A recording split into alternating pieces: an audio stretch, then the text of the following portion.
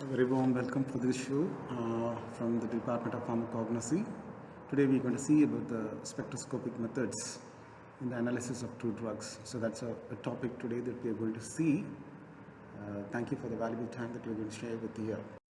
So coming up for the basic introduction, what is a spectroscopy?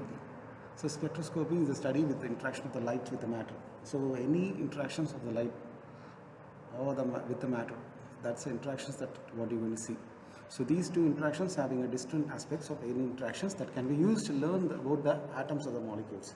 So that is about the matter.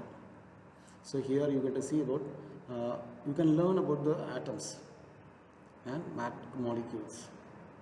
So identification of this specific wavelength of light that can interact with the atoms and the molecules.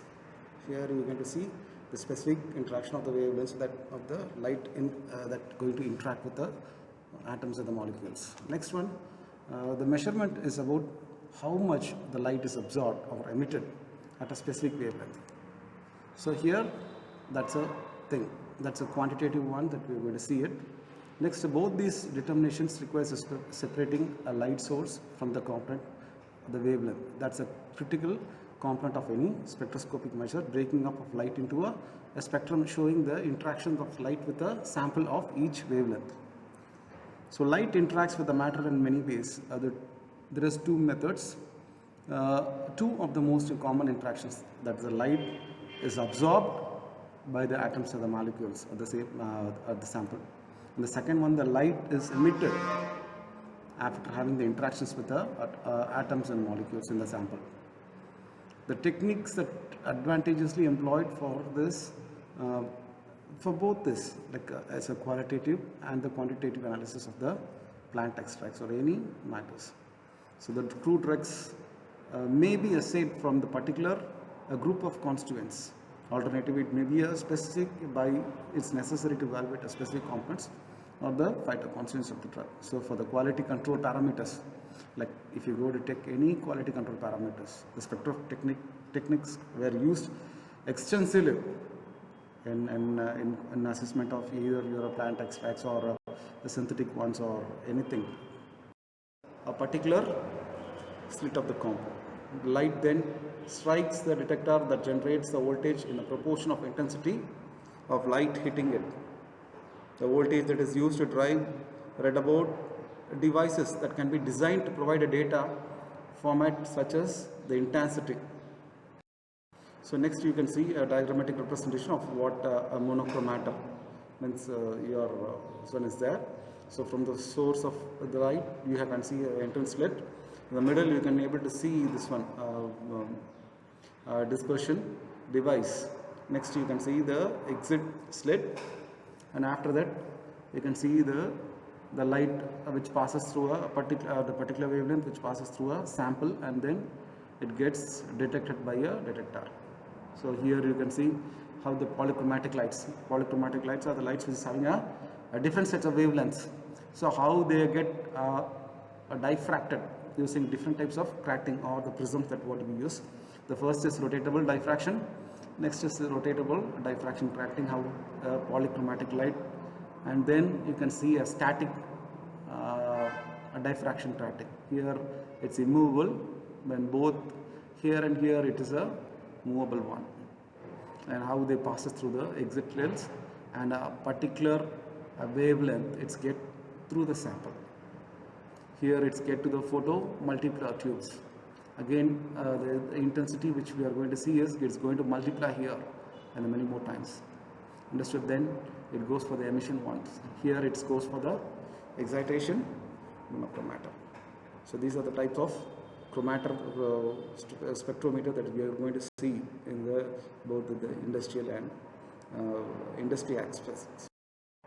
The first techniques that we are going to see is absorption spectroscopy. Absorption spectroscopy is a study where the light is absorbed with the molecules. From the name itself, you can able to understand that it's basically involves in the absorption of the molecules. From the absorbance measurements, the light passes through a simple and then to a complex of device, which is the prism that breaks into a single light into a different components of the part of the spectrum, where the white light is mixed up with all the wavelengths of a visible light.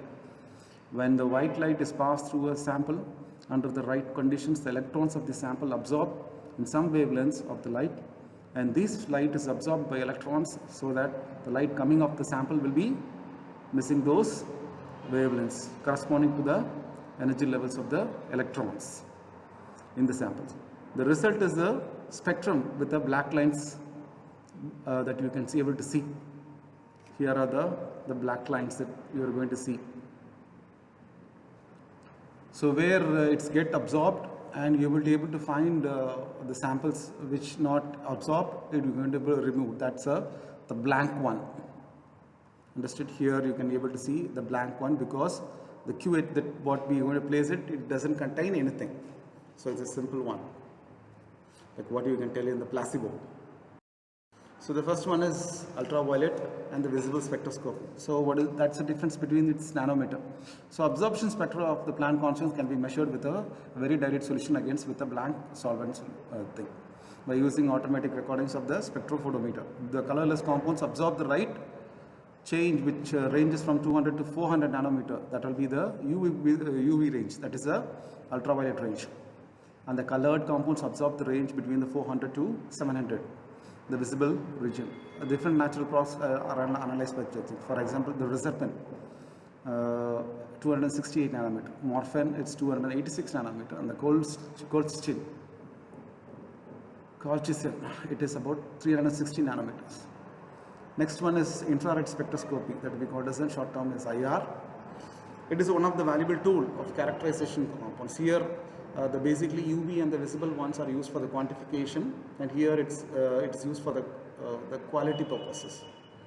The study of this reflected or absorbed or transmitted energy of the particular region of the electromagnetic spectrum of the wavelength varying between 0.8 to 4000 nanometer, 500 nanometer. The IR functions of the wave number, which is near IR is about 1250 to 4000 centimeter raised to -1, and the mid IR is about 4000 to 400 centimeter raised to -1, and the far IR is about 400 to 20 centimeter raised to -1. The alkaloid compounds can be identified by this application of this spectroscope. So next important thing is like NMR. So NMR involves in absorption of radio frequency radiation by substances which keep the magnetic field. Here you can use a particular solvent for this one, like using a deuterated water. Next one is chloroform, acetone. These are some of the solvents that you are going to use for these purposes. It can be, there are like 1 through and 2 are essentially important. First one is a proton NMR, that is we call as HNMR. Next one is or C13 NMR. They are used for determining the structure of these organic compounds by measuring the chemical shift of the different types of protons which is present inside it.